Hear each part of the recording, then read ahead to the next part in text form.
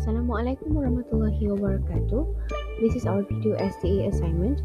I am ADRIANNA ALYSSA with Imam ARIS, and this is my pair Nur AMIERA SHAHRIZAN. For question 1A1, we are required to construct a 95% confidence interval for the true population mean daily household water usage.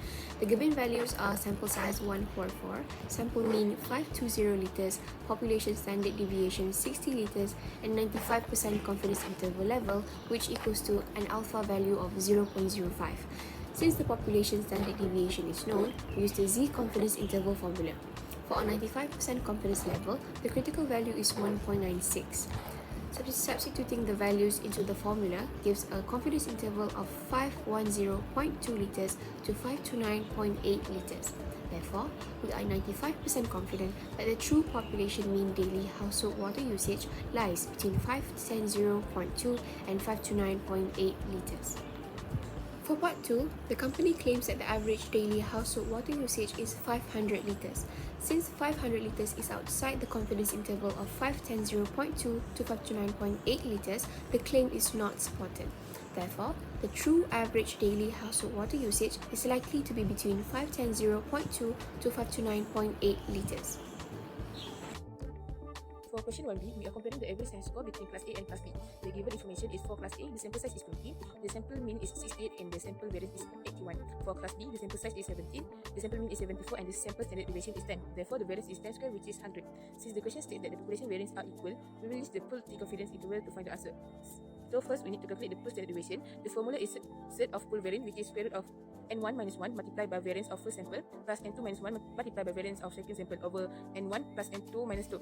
Then we substitute all the value and we got the value for full standard deviation of 9.47. Next, we calculate the standard error. The formula is x bar 1 minus x bar 2 plus minus t critical value at alpha over 2, significant level with n1 plus n2 minus 2 degrees of freedom multiplied by full of standard deviation and set 1 over n1 plus 1 over n2. Okay, then we need to find the value for t critical value at alpha over 2, significant level with n1 plus n2 minus 2 degrees of freedom. So first, we find the value for the 90% confidence interval, which is 1 minus alpha equals to 0.9, and then we got the value for alpha of 0.1, but the question wants the value for alpha over 2, so we divide the value of alpha with 2, and we got 0.05. Okay, then we substitute all of the value that we got into the standard error formula, and we got two answers, which is negative 0.71887 and negative 11.2811. So the value for the difference in mean score lies between negative 11.2811 and negative 0.71887.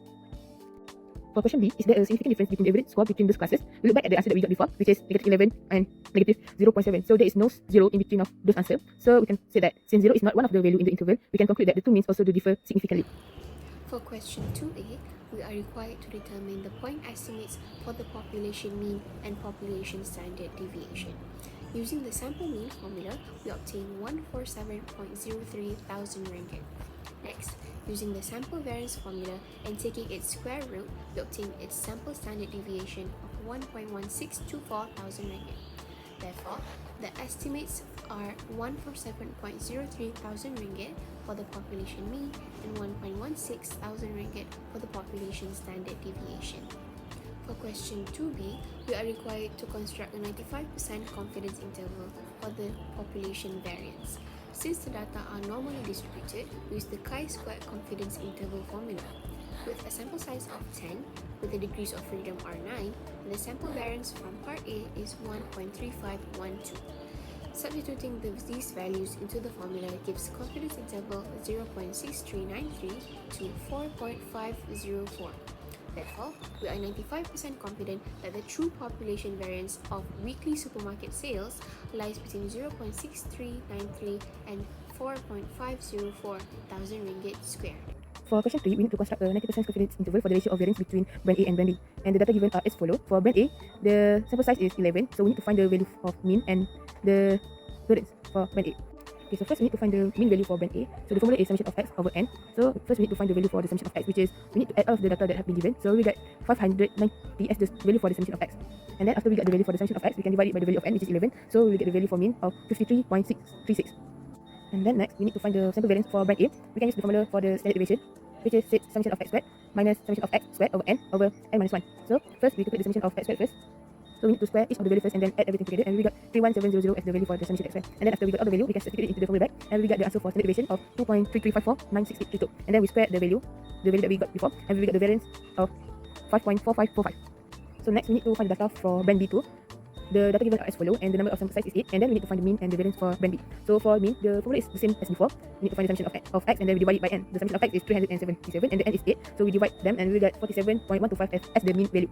And then we need to find the variance for band B. The formula are the same as before, which is summation of x squared minus summation of x squared over n minus 1, and the value for summation x squared is 17795. And then after we calculate all of the value, we can substitute it back into the formula, and we get the value for standard deviation of 2.031, and then we need to square the value to get the value of variance, which is 4.125. So here is all of the data that we have calculated before. Since the question asks for the ratio of variance, so we need to use the F distribution. The sample variance ratio is the sample variance of band A divided by sample variance of band B, so we got 1.322. Okay, next, to find the value for confidence interval, we can use this formula. Next, we find the degrees of freedom. The degrees of freedom for the numerator equals to sample size of band A minus 1, and the degrees of freedom for the denominator equals to sample size of band B minus 1. So we get 11 minus 1, which is 10, and 8 minus 1, which is 7. So next, we need to find the value for 90% confidence interval. 1 minus alpha equals to 0.9, and we got the significant level of 0.1, and then we need to divide it by 2, and we got alpha over 2 equals to 0.05, because that is what the question wants. Okay, next, we need to find the upper and lower critical value. F critical value with alpha over 2 equals to 0.05, numerator degree of freedom of 10, and denominator degree of freedom 7. From the F table, we get the answer of 3.64. And then for the lower critical value, F critical value with alpha over 2 equals to 0.05, numerator degree of freedom of 7, and denominator degree of freedom 10. From the F table, we get the value for the lower critical value is 3.14. And now we substitute all of the value that we got into the formula. So we got the answer ratio between 0.363269 and 4.152022. Okay, then after we got all of the value that we calculated before, we need to substitute it back into the formula, and we will get the answer of 0.363269 and 4.152022.